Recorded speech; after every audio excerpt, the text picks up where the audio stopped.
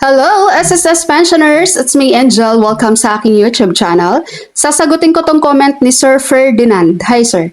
Sabi niya, tanong ko po, makakasama po ba ako sa increase nitong June 2026? Kasi po, by September pa po ako mag-retired 2026. Ay hindi po. Kapag ang date of retirement nyo ay pasok na po siya sa month ng September 2026, hindi na po kayo makakasama sa second round na increase ng pensyon.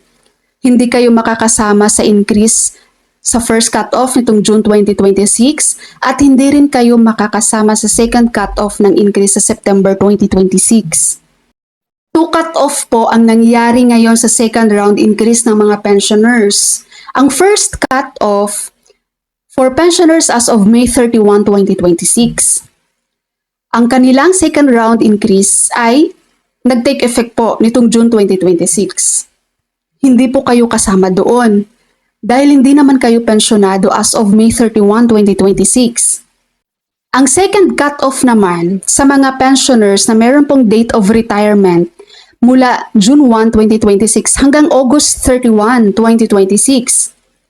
Ang kanilang second round increase ay magte-take effect sa pensyon nila sa September 2026. So hindi rin po kayo kasama doon kasi ang sabi mo, ang date of retirement mo ay September pa. Itong sa second cut-off na may increase sa September 2026, ang date of retirement ng mga to ay June 1, 2026 to August 31, 2026. So hindi ka po kasama sa increase ng second round. Makakasama lang po kayo sa pension increase sa third round increase na po na mangyayari pa ito sa September 2027 next year. Nagets po ba? Sa mga paparating pa lang dyan na pensioners ni SSS na kapag ang inyong date of retirement or ang inyong date of contingency ay mula September 1, 2026 hanggang August 31, 2027, makakasama po kayo sa third round increase on September 2027 next year. Guys, sa date of retirement po tayo magbabase ha. Hindi po kung kailan mag-umpisa ang inyong regular monthly pension. Date of retirement po. Okay, so tingnan nyo yung date of retirement nyo. Pagpasok yan doon sa mga cut-off, then kasama kayo sa increase. Tingnan nyo to ng mabuti yung nasa screen ha, mga ma'am and sir. Ang first round noong September 2025 ay ang nakasama dyan mga pensioners as of August 31, 2025. So meaning sa mga nakahabol ng first round increase, mga pensioners na yan ng as of August 31, 2025, makukumpleto nilang matanggap ang increase. No? Tanggap nila ang first round, makakatanggap sila sa second round increase, pati ang third round tatanggap nila. Okay? So, ito naman, sa mga pensioners na ang date of retirement ay pumatak na ng September 1, 2025 hanggang May 31, 2026. Ang second round increase naman ang matatanggap nila nitong June 2026. So, kung ang date of retirement mo ay within nito, September 1, 2025 to May 31, 2026, ibig sabihin, yung sa increase na matatanggap mo ay second round increase at third round increase. Okay?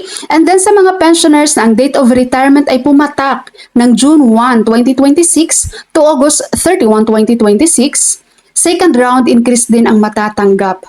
Pero mag-umpisa lang ito sa September 2026. Mag-take effect ang pension increase nila sa September 2026. So kung ang date of retirement mo ay within sa ganyang date, June 1, 2026 to August 31, 2026, ibig sabihin, second round increase ng pensyon at third round increase ng pensyon ang kanilang matatanggap. Okay?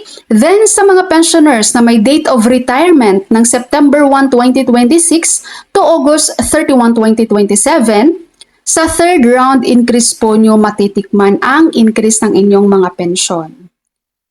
So, yung third round increase lang ang inyong matatanggap. Dahil ayun na yung last na round ng increase.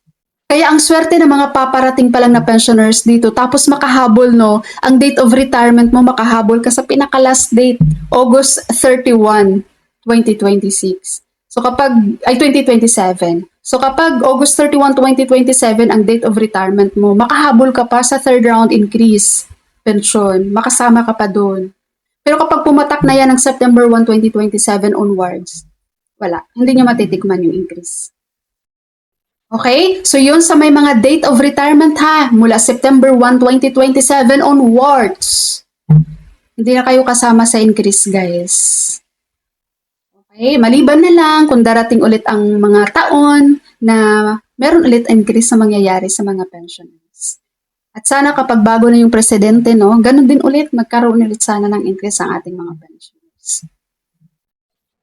Okay? Pensioners, sana may natutunan kayo sa aking video for today. That's all for my video for today. Thank you so much for watching, everyone. God bless you all.